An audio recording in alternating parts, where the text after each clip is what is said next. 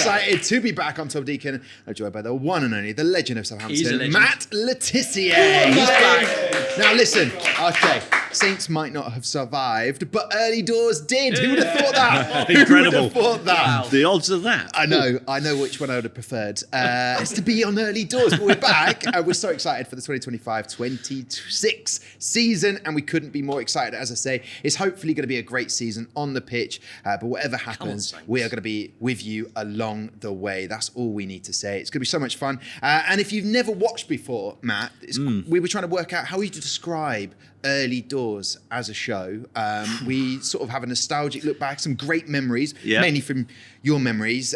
We've also got some entertaining stories, mainly your entertaining stories. And we've got loads of fun challenges as well, which you'll be doing as well. So I don't know really why I'm here again. Why to are be you honest. here? Yeah. It's to do the really long intro. Yeah, to do the really, that's my role. As Matt said, we're going to have some incredible guests, and we've got an absolute A-lister joining us today on the show. But how does it feel to be back, Matt?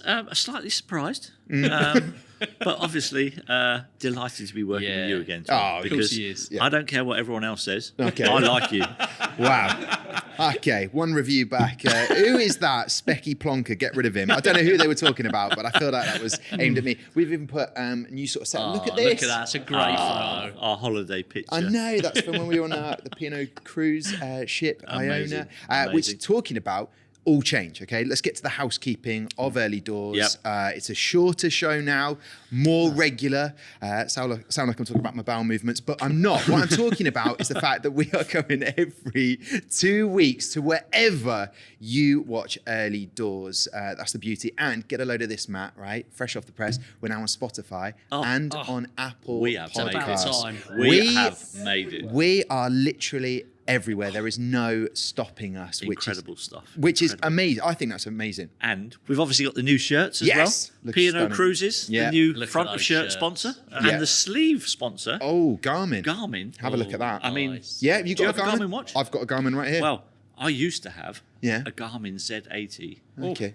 Laser for my golf. Oh, Matt. Very nice. Honestly, it was the best Christmas present my wife has ever bought me. Guess what? No, don't start the show. Got nicked. Got nicked. Where were you playing golf? Fox Hills Golf Club. Got nicked a few weeks ago. Shocking. You didn't see it coming. And I'm not just saying that, so Garmin are listening. I'm not saying that at all. I'm just relaying a story that just happened to happen to me. Yeah, just a little discount maybe. Yeah. The Nightwood Lounge. But we are here in the Nightwood Lounge today. What a lounge. So if you haven't checked this place out, by the way, on a match day, absolutely buzzing. Yeah. So do that if you can. Yeah. We have got a bunch of your favourite segments from season 1 of Early Doors returning, so don't worry. Got the Vault, taking on the Tiss. They're all still going to be happening. If there's any segments that aren't in the show, they just didn't work and no one liked them. So that's why they're not back in Early Doors. Nothing to do with the budget. No. Nothing at all to do with that. But there's a few where it's definitely going to be back for season 2 on Early Doors. And listen, lots of you got in touch with the show. We have decided to keep him on. It's the one and only Rocket is back for season 2 of Early Doors. He's sensational. So is his legal team. We did try to get him off the show, but there's a contract that's been signed, so he's going to be with us. Can't get rid of me. He is fantastic. I'm and on match days, look out for Rocket because he is going to be out and about. And if you want to be on Early Doors, you know what to do. Go and accost this legend of the TV. So there we go. Matt, I think that's everything for the intro. I think we've got through most of that. I think you did really well there. Thank you very much. Well done, Tom. That's why this Specky Plonker is here. Okay, so let's talk about this time of year, Matt. What does it mean? Start of the season, brand new season, and what an interesting game it's going to be. Wrexham. What do you make of that? I mean, when will Southampton have a Disney-like show? When will we have our magical moment? Our time will come. Yeah, our time will come. Just be patient. Patient. But what a story for them to come back up. I mean, what's happened at Wrexham over the last few years has been pretty amazing. What a rise up the leagues. And they've actually done it with the help of an ex-Saint. Yes. Believe it or not. Because my old mate Phil Parkinson, we were apprentices together back in 1985. He was the year above me. And so it's been brilliant to see what he's done there at the football club. Yeah. Obviously, I don't want him to win. No, of course not. Come the first game of the season, he's going to get smashed, obviously. Yeah, absolutely. It's going to be our Hollywood moment. And Jay Rodriguez was at Wrexham. Good old Jay. I mean, he'll get a magnificent reception coming back here. Very popular player here. and rightly so. Boy was very talented. Talking of opening day games for Southampton, sort of mixed bag whether we always do well on an opening day. It doesn't normally happen that way. Are there any sort of like fun memories that you've had of opening day games?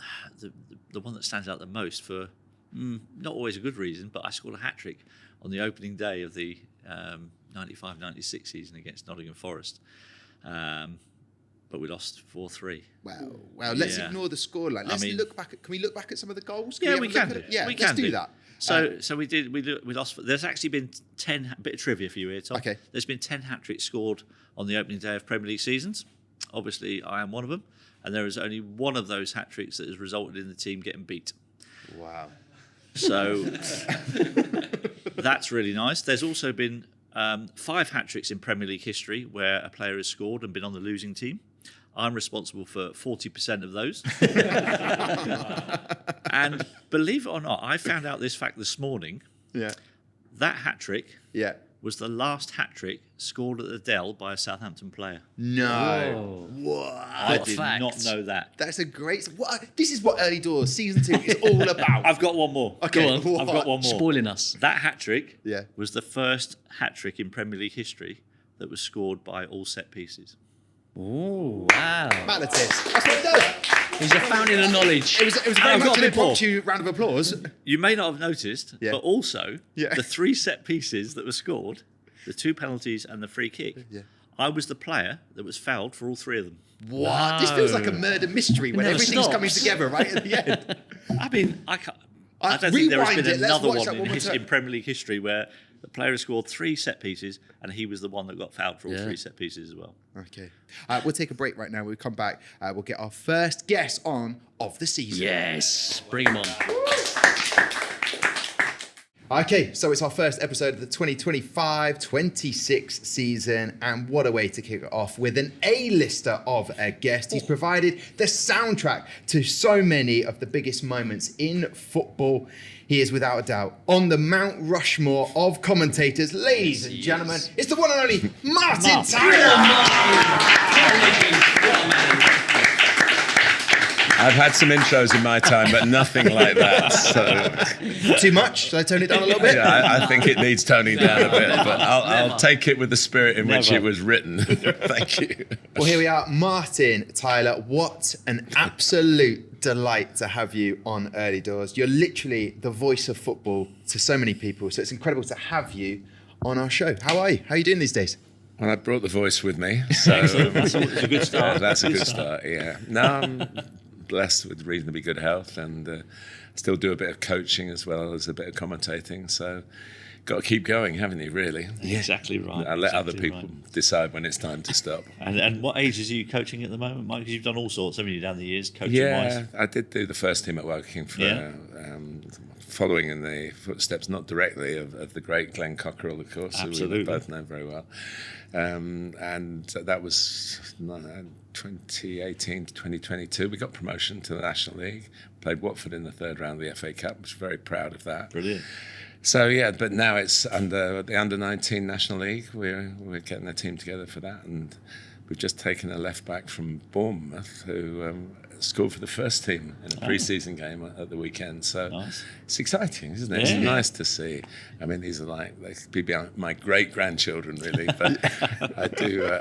It's a lovely feeling, and being part of football has been my life. Yeah, well, we're definitely going to talk about your times commentating, especially at the Dell and at St Mary's here. We're going to get into some memories properly with you shortly, as I mentioned. But imagine you've commentated on a few special goals from this man right here yeah, in the of course, middle. yes. As some people giving a few yeses there. Do any stand out to you, Martin? Well, Matt and I have had some conversation. We actually sat and watched a game together back in January in the Premier League, and I've always gone for the one at Blackburn, which I think Matt goes along with. And it's sort of forgotten really, because it was a 3:00 kickoff on a Saturday afternoon. It wasn't live on Sky, but it was live around the world, and it was an incredible moment. But the Newcastle game, I used to leave the Dell, and having seen him strut his stuff, with the greatest feeling. If you love football, Yeah. you could not ask to have in front of you a player of such joy, of such talent, of such individuality. I haven't even paid him for this. I didn't even pay him for that, honestly. I never paid him. But this is absolutely true. We would go, and then sometimes in the old days we'd stop and have a drink on the way back, particularly close to London, as Southampton is. And if Matt had done the business, which was more times than not, we sit there and go, and did I find the words that were good enough? That sort of thing, because it was special. Yeah. And, however modest he is, it was very, very special. Well, on the theme of those special words that you had for Matt, shall we have a look at one of Matt's goals that day against Newcastle and how you commentated on it? Let's have a little look at this. Goal. Love this. Dowie, with Tissier. Here he is. Finish. So good. He's back in the grand manner. What a goal. Well, you wait and wonder and you watch and you think he's lazy and lethargic, and then this happens. So there we go. So the words that were poetic. Did he say the right words there, Matt? Lazy and lethargic. You wait for something and then it does happen. Can I just say, Martin, somebody works with I Matt said a lot. people think that he's lazy. No, but the words used were lazy, lethargic, and I just want to say I think you've hit the nail on the head there. I've worked with him a few times. No, I don't think You've that at all. got fantastic notes. I always have notes. I've got no notes today. And look, Matt's got all this stuff in Yeah, front, he so put you that can't call that lazy and lethargic, can you? No, Well, someone else did it. but people did think The that perception of Matt. was that, and there was a very famous player who probably had the same sort of frustrations that Matt did, called Len Shackleton, when I was growing up in the 1950s, who played for Sunderland in Newcastle and played about the same time for England as a number of games as you played. And he got, so I sort of grew up with that kind of player being, wow, I want to watch this kind of player. And yet the pros are saying, oh, we should be doing this and doing that. And you had to go through all that. But, don't meddle with genius. That would be my... That's a perfect way of saying it. Martin should have been my coach. Yeah, don't meddle with genius. I love that. But what was it? I sometimes used to ask Matt, and we'd chat in the tunnel, which was a lot easier in those days, and say, have you got a special job today? Are you going to play on the right? Are you going to have to track back and things, just in case? But it was usually, I'll just follow the spirit of the game. Go where I want. Yeah. But were you aware that day that I think I was just about to be substituted before I scored that goal? I think that came up later on. Paul Moody was warming up on the Was it? touchline, and when the camera pans to Ian Bramford after the goal scored, I could lip read him, and he just goes, "Sit down, Moods." So I was like, yeah, I think that was me coming off there.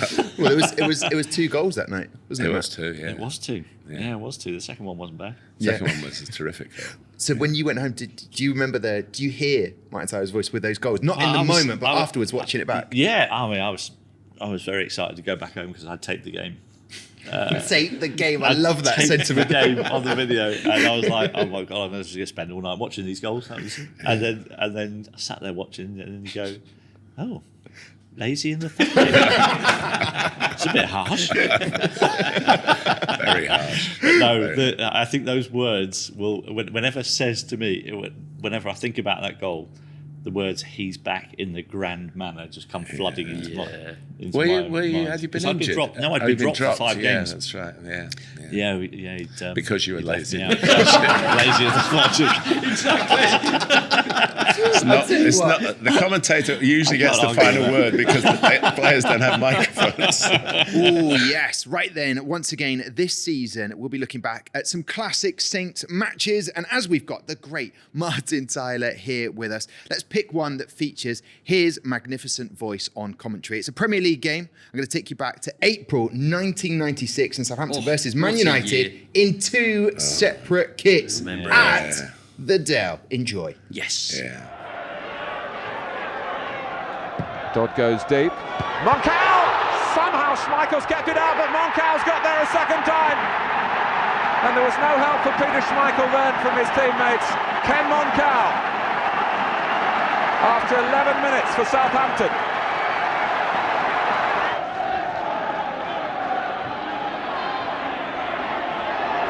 Giggs. Can't come up with a conjuring trick or two then. Shipperley! Well, it's no more than Southampton deserve. They've forced Manchester United into errors, and Ryan Giggs not immune from that. But back comes Magilton.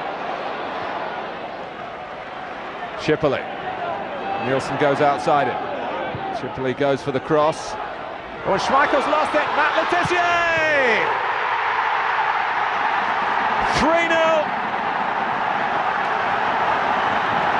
And Le Tissier gets a goal from open play for the first time in the Premiership this season, and he gets it courtesy of an error from Peter Schmeichel, who went for the cross that he couldn't collect. The half-time whistle goes, and a lot to reflect upon. The side that are struggling are certainly not struggling here. The leaders are 3 goals behind. Well, welcome back to the Dell, and that's where you are, I can assure you, because you're seeing a team now in a different strip. It is Manchester United. We talked in the first half about their superstition. Southampton still in their red and white stripes, but Manchester United have tossed their grey shirts into the laundry basket in the away dressing room. Keane. Here's Neville. It's a good run from him. Cole Giggs. Well, Ryan Giggs in the 89th minute. Another twist to the championship story. Manchester United go down at the Dell. They can have no complaints. Well, there you go. What a game. What a game that was, 3-1. Lots of things to talk about there. Starting off, what on earth was going through Man United's minds to change the kit at half-time, Martin? Did that shock you, surprise you? No, I can't really remember, to be honest. I was glad. I think somebody told me that from down in the bowels at the Dell that this was happening. But clearly they blamed the lack of visibility for finding their passes. Is that right, what I said? That was your first goal from open play? That was my first goal from open play that season, and in April. Yeah, I'd had a shocking season, really. I'd only scored penalties and free kicks up until that point. There are plenty of them. Not that many that season. I'd gone from 30 goals the previous season, and I think I managed about 10 or 11 that next season, wasn't it? And the precision of the finish, when you look back at it... I mean, it wasn't really meant to go in off the post, if I'm honest, Mark. I was slightly mishit. But yeah, that was a big relief. Were you aware, though, that the Man United were complaining about the shirts? Were you as shocked as we were when they came out in a different kit? I don't think I realised until after the game that they changed their kit. That's a true story. So neither kits were visible for you, really? No, absolutely not. I was just focusing on my own team. Yeah, you know what I mean? So it didn't really matter what colour shirts they were. Yeah, I don't think I realised. But 3-0 down at half-time. You were obviously playing in that game. What was it like to play in, Matt? I mean, that was a pretty special 45 minutes. You know, we were all over them as well. I mean, it wasn't like we had 3 breakaway goals. It was a really good performance. Bear in mind, they were top of the league, I think, at the time. We were a point off relegation at the time. It was, it was a pretty special result. And again, that wasn't a game shown live on Sky. That was a 3 o'clock kickoff shown around the world. Yeah. And, we never pick where we go. We get told. And in those days, probably a phone call. It's definitely an email now, which you open with some trepidation to leave it. So for me, the Dell held special memories because I did my very first game there and back in 1974. And oh, did you? I didn't know that. Yeah. It's a funny story in the sense that Southampton lost. It was the 28th of December. Yeah, we don't want to talk about it now, Mike. Sorry, Mike, we don't want to talk about it. And they lost to Sheffield Wednesday. It was the second division, but this was the start of the team that won the FA Cup. Yeah. So Ozzy was playing, David Peach playing, people like that. Peter Rodriguez, who held up the cup, was playing for Sheffield Wednesday. But this is the punchline from the game. Sheffield Wednesday did not, this is December the 28th, they did not win another league game all season. Wow. Yeah, and it was my first game, and I knew a lot about Southampton. Southampton played on Boxing Day and beaten Portsmouth, so I'd been to that game. I managed to get into that game, and I hadn't seen Sheffield Wednesday, and so I came down on the Saturday morning, on the Friday night to see them in the hotel. Was it called the Polygon? The hotel, is that right? Yeah, that's they were right. staying no longer there, unfortunately. So Steve Burtonshaw was their manager, I said, "Oh, can I have a look at them at dinner?" Because it was only 12, not like now 27 players you get on the team sheet. And he said, "Well, don't worry about that. We're training just down the avenues. Is it the avenues down towards going out of Southampton? Yeah. You can come and watch in the morning. We're going to have a little jog around." So I've just driven past it coming into St Mary's. Yeah. The gap is still there where they put the coach, and I put my little car in there and watched them train. So, like, as close as we are now, I was watching them. So, and they scored after 2 minutes. So it's just as well I did that, really. So yeah, that was the start of it all, really. Was that something you would always do, to go and make sure you could identify the players from wherever you were in the commentary booth, like to be able to understand who's who? Is that the sort of research and preparation you do? I think that Matt knows. I would have seen him train many times, but it was easier then. I mean, there was one commentator, and if you earned a bit of trust, then you would be welcomed, really. You get people like Neil Warnock making you a cup of tea and things like that, which he wouldn't do on a match day. What a treat to have your commentary for that 3-1 win against Man United. And you mentioned Saints was your first ever game that you commentated in the 70s. Let's go back, and I'd like to, if you're up for this, go back to one of the Southampton's proudest moment, the 1976 FA Cup final, which shocked Manchester United with a 1-0 victory. What are your memories from that, Martin? Well, it started really getting to know Laurie McMenemy in this game that we've just talked about. And in 75, I was given the privilege of going to Wembley with Fulham, who lost the final to West Ham, Bobby Moore and Alan Muller in. They've just had their 50th anniversary. Only Fulham, as somebody said, could celebrate losing a cup final with a champagne dinner. But it was lovely. It was really lovely. Peter Mellor, the goalkeeper, came all the way over from America, and there were everybody who could be there was there. So now we're a year on. So I'd done that.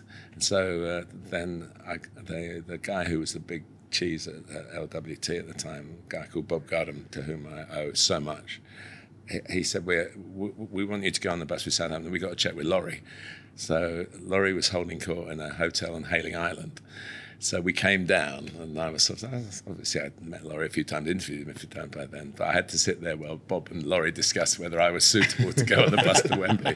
But of course, there were 11 players in the sub, and maybe a 13th man, a physio, a couple of coaches. So there was room for you, Martin, then? There was room. There was room for the camera, which is much bigger than me, really. I'll tell you what, Martin, why don't we see you in action on that day of the FA Cup? Let's have a look at this. Very, very glamorous send-off for Southampton here at the Selden Park Hotel. Southampton led out by their manager, Laurie McMenemy.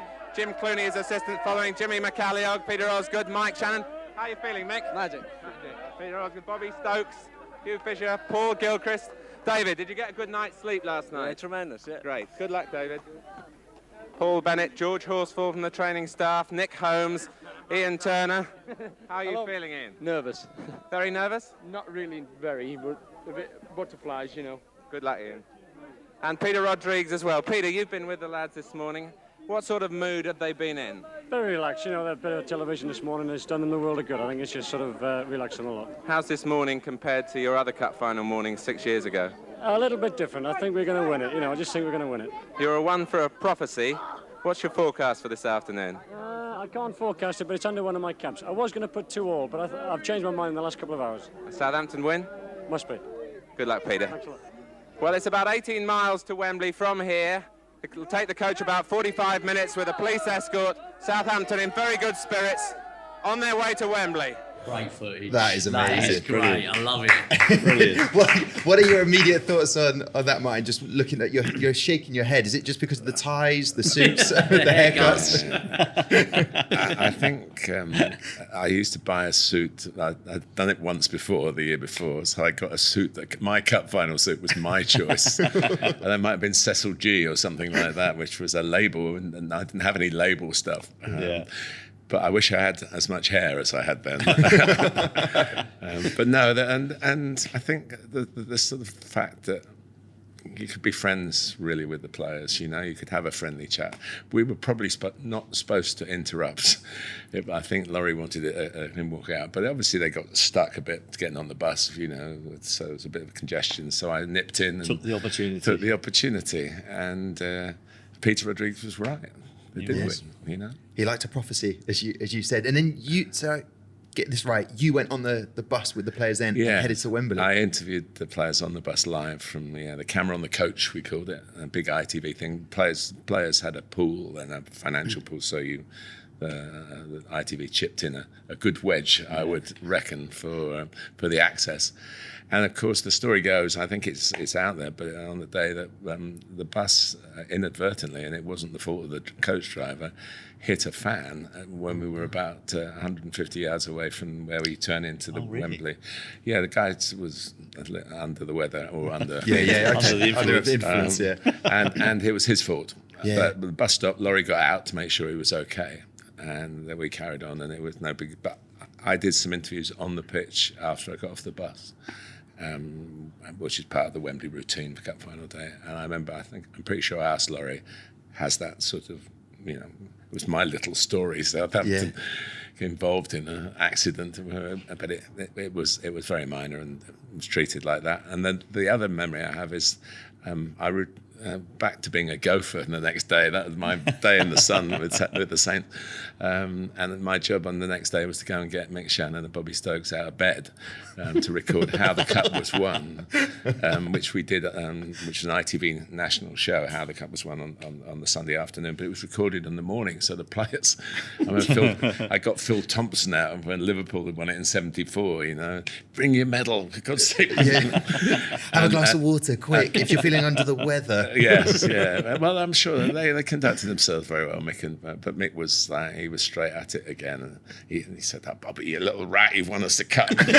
It was lovely. It was such a privilege, and maybe that's why I'm still chuntering on about it all these years later. Yeah. I think it was amazing that back in those days, that whole the build up and the guys on the coach interviewing the players, that was a massive part of FA Cup Final Day. I mean, the 1976 FA Cup Final is my first memory of football, of watching a football match. And the excitement, the build-up. I can remember waking up in the morning and just looking forward to seeing that build-up all through the day. I love that. As I started by introducing you, the voice of football, beautiful moment summarised there of the 76 FA Cup Final, a proud moment for us Saints fans. Are there any other proud moments for you in commentary in the world of football that you share, the one that sort of sticks with you? To be honest with you, I'm one of those who likes to count up I don't count up my own appearances, but I think having done it for a number of years is what really I'm proud about. I don't quite know how I've done it, but it's love of the game. It's because you're good, totally. Martin. Come on. Yeah, come on, because Martin. You're good. Don't be so modern. No, but it's I know that they wouldn't pick me if I didn't have something to offer, but I was apparently asked, somebody told me this years ago, so after I'd been doing it for about 10 years, somebody said, what would you like to do with you? What are you going to move on to? I said, no, I want to do it for the rest of my life. And so far, so good. There you are. Not Still a lot of going people. strong. Yeah, not a lot of people get to do the thing that they love and enjoy doing. If there was anyone watching who wants to be in the world of commentary, is there any advice you give? Love what you do, maybe you might be one of them, but is there anything else? Yeah, the love is the most important thing. I think that gets you through everything. I've made some rickets in my time as well. And the only way you get through it is by going, well, I'm a human being, and I'm still there where I love doing it. And would I walk away from it because I've made a mistake? No, I've got to tough up and go back again and do it the next day. And fortunately, the way it's now, you can probably do a game the next day, so you don't have to sweat on it for as long as you did in the past. What I would say to people, there's so many opportunities. I got lucky. I got really lucky. You can go from non-league football to working in television and then to commentate in the space of about 4 years. That was ridiculous. But now, down the road at Bournemouth, they've got a wonderful media college. I'm sure they have at Solent here as well. It's you can learn it. And also, we were talking about it earlier, you can start your own channel now. Oh, yeah. I spoke at a primary school yesterday, and they asked me that question, how do we do it? And I said, well, you're old enough now, I suppose. You just work out. You go on YouTube and get a unique selling point, and you'll probably be a millionaire by the time you're 15. Well, I don't want to. Yeah, it's great advice. I don't want to blow the trumpet of early doors, but we've got we're on YouTube now as well. Yeah. We've got Facebook as well. All over it. Apple We're everywhere. Podcasts, What Spotify. a digital media presence we have. What a phrase that we use. Look, Martin, it's wonderful to have you on Early Doors. You can stick around for the next bit of the show? I'll stick around until you throw me out. I've Okay. been doing that. I've been doing that at football grounds since 1974. Because we've got something brand new, Matt. Are you ready for this, Martin? Here we go. A new segment. A new segment, one which is affordable. So here we go. This feature is called Game of Opinions. I was expecting an ooh, but there isn't. Thank you. Too late. The idea is simple, Matt and Martin. Here we go. We have got one question, which is going to be coming from our one and only Rocket, and he's going to give us the question. So, Rocket, we turn our attention now to Rocket. Love having Rocket part of the show. It's good to have him back, isn't it? It is good. It is Thanks, good. Okay. Well, let's see what the question It's is. cheaper than Appreciate tubes. that. It's cheaper than tubes. Okay, here we go. That's a low blow. Come on. Can't believe I've not got a sting or anything. This is shambles. Rocket is a legend, by the way. He is a legend. Yeah. Thank you, Martin. Thank He you, is. Martin. We Well, my love question today Didn't is... say what for though, but anyway, go on. Yeah. The greatest Premier League goal of all time. What is it? That is a great. Thank you. Thank you. Yeah. Thanks, Rocket. Great question. So who wants to take that one Such- first? Tough. I mean, how many goals have been scored in the Premier League? It's like It's a lot of goals. 30,000 or something. I don't know, but it's a lot of goals. Is it going to be one of yours There's a couple that stand out. I wouldn't be. or So, Bouffal's? There's the question. Sorry, carry on. there's been some brilliant. So the ones that stand out for me, Paolo Di Canio's volley Oh yes, Yes. West at Ham. West Ham. Scissor kick. I think it was Trevor Sinclair's crossfield. I mean, the technique to do that was unbelievable. He jumps up From someone who's got some techers, Yeah. I looked at that and went, "Oh my god, how's he done that?" because for those who haven't seen it, it's the jump up Yeah, and mid-air hits. volley outside of the foot I did, across the I did the goalkeeper. goal. I You- did the game. Yeah. It's wonderful. Wow. It's absolutely I mean- wonderful. That would be, off the top of my head, not What a really knowing stunning that goal. question was coming. That would be in there for sure. And thanks for wearing your West Ham colours as well for today, Martin. That's great. Peter Crouch scored a very, very good volley for Stoke from the corner of the 18-yard box, which sticks in my mind. It was just a stunning finish. Thierry Henry scored one. Well, actually, Thierry Henry scored quite a lot of very good goals. But one that sticks in my mind, he had his back to goal on the edge of the box, and it was against Man United. Barthez in and goal. he flicked the ball up himself and turned and swiveled and volleyed and hit it into the far corner. And that was one that was like, for me, that's right up there. Okay, And thanks, there are Matt. so many more. There's so many goals that come to mind, of, like the nostalgia. Beckham's halfway. Yeah, that's line. mine. Yeah. That's mine. Is that right? I Yeah. did that, and Rooney's one at West Ham as well. That was from sort of halfway as Yeah. well. You Much know, later in Wayne's career. The but- Rooney overhead kick that he shinned. Yeah, they should. I feel like the feature should be which amazing goal do we remember that Martin hasn't commentated on? I Oh, think yeah, that should be the feature. But there were a lot fewer games on then, so Go on, I you got have to, an unfair ratio in my favour, I think. So, but now, I'm more think about the importance of goals, rather than the technique. And because I was a wannabe centre forward, I'd take a goal from an inch rather than one of Matt's goals. I'm feeling the Aguero moment. Yeah, I think Aguero's going to Well, come up. what a moment. Any goal that wins something, and I mean Aguero, I did after about 9 years. I did sit down with Sergio. Finally, I was able to do that, and he was able to give me some time, and we talked about it. And the one thing that sounds very presumptuous, so forgive me if you think it's presumptuous, but I said to him, I knew you'd score before you knew, Wow. because once he took the took the touch, you I knew. knew he'd score. Yeah. Because he was Sergio Aguero, and the importance of it. And I think whatever I said after that is because I had that moment where I was just a little bit ahead. You're very rarely ahead of the game in my job, but I just felt that moment, and it was. When you think about it, though, I mean, Manchester City should have beaten QPR easily. Yeah. And Joe Barton got sent off, and all the other things. But it did create this 2 goals in added time to win the league, and to beat Man United, who was standing on the pitch at Sunderland, watching on our monitors up there, thinking they'd be champions. So, I probably get asked about it. That is, 5 times a week. Yeah. I think that is the most iconic moment in Premier League history. Yeah, it's just like, as I said earlier, you just get an email, you're going, that's your game. Yeah.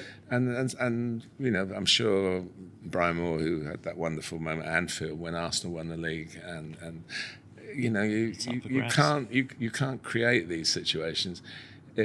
I've been a commentator 38 years when Sergio scored, and suddenly people waited a long time for that. Yeah, You haven't got your recognition. If you'd have just gone Aguero, I don't think no one would have loved it as much. But I can only say that's the love of feeling it at the moment. That it was Mark Hughes was manager QPR, and I saw him the next night. It was the League Managers Association dinner by coincidence the very next night, and I arrived at the hotel and he was in the foyer. And he stayed up, so everyone was a winner really on the day. And he said it was the noisiest moment he'd ever heard in a football ground. And this is Mark Hughes, Man United, Barcelona, Bayern Munich, managed at high level. Southampton as well, don't forget Southampton. Yes, yeah. And so if he was saying that, I took that on board as being an indication of how special the moment was. I think what's amazing about those kind of moments is that even though you don't support that football team, so Martin's not a Man City fan, but even we in the Soccer Saturday studio were watching that. Paul Mercer was doing the game, and you just get so caught up in that moment that you find yourself cheering for the goal. It means nothing to you. It's not your team.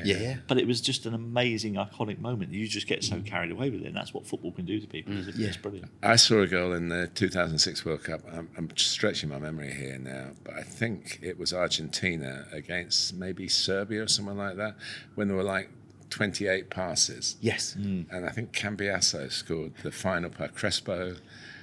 And that to me was just amazing, because you build up what's going to happen next, and it did. You get to that, you go through that a lot, and the shot goes into the crowd, or a tackle comes in, and everything. But that's one that sticks in my mind. Not a Premier League goal, of course, but a high level goal. And I saw Crespo, who played for Chelsea. I saw him after. I said, "Yeah, you should be claiming that's an assist on the goal quality." So I'm pretty sure it's. You haven't given us your best Oh, friend. I think I did. I was going did you? to check with Rocket as well. Was I not listening? I'm not going to accuse you of not listening. Selective hearing. But David Beckham's goal, that halfway line. The audacity. The audacity to pick it up, to shoot Neil Sullivan in goal. Yeah. And I was like, I've never seen a goal like it before. Why does it stick up for you, Rocket? The celebration, everything about it just summed up. It was just perfect. Yeah. Martin, Tyler, I think everyone would agree. An absolute pleasure to have you on Early Doors today. Thank you so much. Proper legend. And hopefully we can do it again sometime. So we look forward to that. Matt, I only come to Southampton if I can sit next to Matt. There's 2 visits this year and 2 times. Brilliant. Tell you what, we'll take a break right now and we'll come back and we'll wrap things up. Well, it's fair to say, what a show, humble brag, it's been, and what a guest. What a great way to start episode 1. Martin was fantastic, wasn't he? Superb. Proper legend. What a legend. I could have definitely just sat with him and heard more football stories throughout the years. There's plenty there. You felt like he'd only just... We just got like the tip of the iceberg of Martin's stories there. Yeah, but hopefully we'll get back on at some point. Here we go then. We could not sign off episode 1 without having something that we need to take care of. Matt, it's back. It's time for taking on the team. I love this bit. My favourite part of the show. The only reason I celebrate and get so excited is because you really do find this nerve-wracking. He wants it so bad. just a little bit, because as you mentioned earlier on in the show, it's such a good contest last season. You fell off a cliff a little bit. I got nervous at the back end. Yeah, but the fans, this is the moment the fans take on Matt Latisse in it's a knowledge test. And Matt came up with some great facts for the opening day of the season, and I think we all agree. But has he got the minerals unplanned? That's the question as we go in now. So last season, plenty of drama, plenty of controversy that involved Rocket over there. The panel's commission were not happy about it, but here we go. Matt, you're feeling ready for a start of a new season. It's a fresh start. Okay, fresh start. Let's go. Okay, here we go then. I'll get the whistle. Actually, I won't get the whistle. I don't know if you know this, but the whistle has not been sanitised since last season, so I won't be doing that, blowing on the whistle. Rocket, do you mind doing the honours? I've got it. No problem. Thank you very much. It's very good of you there. So you'll have 30 seconds, Matt, in order to give me as many correct answers as you possibly can, Matt. Here we go. Your time will start when I give you the question. Name teams to compete in the Championship next season, as in this season, the 2025-26 season. Name as many teams to compete in the Championship this season coming. Your time starts Stoke, Southampton, Sheffield Wednesday, Swansea, Portsmouth, Wrexham, Birmingham. Oh my God, I've had a mental block. Where did that go? Where have I gone? Where have I gone? Cardiff. Oh no, they got relegated. Oh, wow. What have I done? That time's gone so quick. It started so well. It was rapid, and then I Sheffield just United. felt it. I couldn't hide in the Nightwood Lounge. I just didn't know where to hide then in that moment. It's a bad start. Yeah, some of the teams you could have had. Don't know. Leicester, Millwall, Norwich. I forgot all the teams that got relegated. Yeah, Blackburn, Charlton, Coventry City. We'll get the final score of what you got, Matt, because I was doing that with my fingers, but then gave up because it got too awkward and I didn't back myself or trust myself. So we'll get the score, which was 7. 7. Oh, magnificent 7. That is the So Matt bad. Lattis number, the Lattis number. You do like 7 correct answers. Do you think that's going to be strong enough? No chance. Taking on the fans. No chance. It's time to find out. Taking on Lattis. Yes.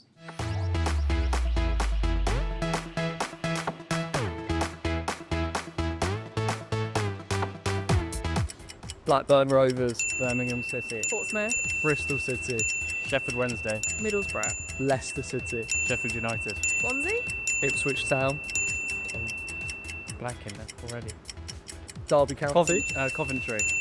did we say Millwall? Yeah, we haven't said Millwall. Did we say Sheffield United? Sheffield Wednesday? Sheffield. No, that was Sheffield. That's such a tapping. Portsmouth. We don't. Said Portsmouth. Brilliant. No, Wrexham Portsmouth. and everything. Stoke City. Nice. Nice. They've more than doubled my score. Wow. Well, go on, fans. What a start. There's a lot to unpack there. They've absolutely doubled your score there. To be fair, there were 3 of them. Yeah, that's. Yeah. I mean, 15 was a good score. Yeah. I'm a bit disappointed that it took them 8 seconds to get past my score. Yeah, that's not much of a contest. I apologise. I will do better next week. Oh, that's well, it's good next to hear. time. That's good to hear. Matt, what happened? You just went into a cul-de-sac. As I went through those teams, I then started going, right, who got relegated from the Premier League last season? I was like, oh my God, how can I not remember that? I know. It's the year that we just want to forget and move on. I just have these moments sometimes where you just get that blank. Well, that's not good because a lot of this show relies on your memories of football and entertaining stories. But I'm all right with them. I'm all right with them. I have no doubt. Matt Lattis, top stuff from you. Unfortunately, you go in to our next Early Doors, episode 2, 1-0 down. Well done to the fans. You know what to do. If you see Rocket or one of the team out and about, your chance to get on Early Doors. Get What involved. an opening show that was. Loved I'm going to give it. myself a round of Loved it. applause. Absolutely Top loved it. stuff. Loved it. Thank you so much to Martin Tyler and all of you out there for tuning in. We'll be back in 2 weeks' time with the next episode of Early Doors, so make sure you keep an eye out for us then. And of course, we're everywhere, aren't we? We're YouTube, we're we're everywhere. Facebook, the Saints app, Apple Podcasts, No escaping Spotify. us. We're literally everywhere. But for whether you're at the game on Saturday or watching from elsewhere, have a fantastic day. And of course, you ready, Matt? 3, 2, 1. Up the Saints! Go on, the Saints! Super Saints!